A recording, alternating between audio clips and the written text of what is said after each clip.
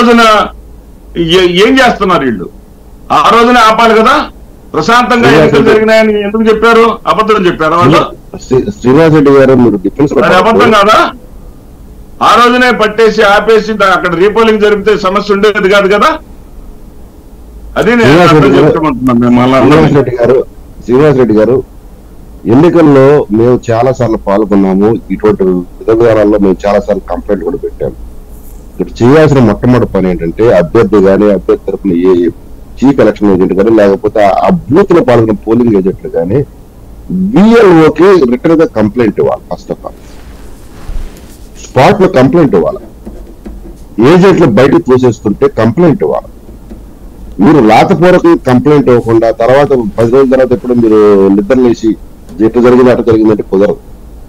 మీరు తీసుకోవాల్సిన చర్యలు కొన్ని విధి విధానాలు ఉన్నాయి, అవి తీసుకోవాలి.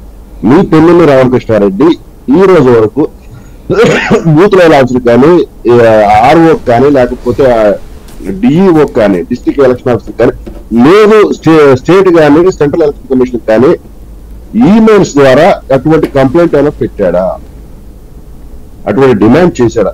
చేయనప్పుడు ఈ రోజు మీరు టీవీల ముందుకు వచ్చి మాట్లాడతామంటే నాకు సిద్ధిశెట్టి ఎలాగే గుర్తొస్తుంది. కొట్టింది వాడు తెలియదు కానీ లాగేసిన అన్నీ అనేది. రైట్, అంతకుమించి చెప్పలేను. రైట్. మాదిరెడ్డి గారు ఏమంటారు? అది అసలు కంప్లైంట్ ఇచ్చారా? అది ఏమన్నా తెలుసా సార్? ఇక్కడ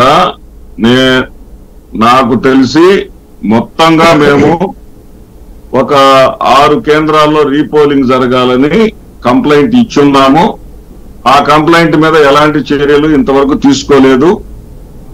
6 కేంద్రాల్లో రీపోలింగ్ జరిగి తీరాలి అని చెప్పేసి మేము అడిగి ఉన్నాము. ఏ స్టేజ్ల్లో వాళ్ళకి రాయాలో ఇప్పుడు శాంతి ప్రసాద్ గారు చెప్పినట్లుగా అన్ని స్టేజ్ల వరకు మేము రాశాము.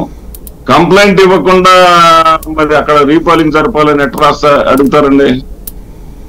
కంప్లైంట్ లేకుండా అడగలేదు కదా. చిన్న లాజిక్ ఉందండి, మీకు తెలుసు నాకు తెలిసి. సాధారణంగా అక్కడే బిఎల్ఓకి రాసిస్తే ఏది బూత్ ఆఫీసర్కి రాసియడం. మామూలుగా ఈవీఎంలు అంతా అయిపోయాక సీలేస్తారు. వేసేటప్పుడు అందరూ అభ్యర్థులది ఇది అందరు ఏజెంట్లది సంతకం పెట్టించుకుంటారు. ఆ టైంలో మీ సంబంధించినటువంటి ఏజెంటు అక్కడ అబ్జెక్షన్ రైట్ చేయొచ్చు, దాని మీద రాయొచ్చు, డిసెంట్ రాసి ఇదిగో ఇట్లాగుంది అని చెప్పి ఇది రీపోలింగ్ జరగాలని రాస్తే దాని మీద అప్పుడు బూత్ లెవెల్ ఆఫీసరు ఆ విషయాన్ని పై అధికారులకు చెప్తూ తన ఒక్క మాట సార్ అక్కడ అందరికి అర్థమవుతోంది సార్.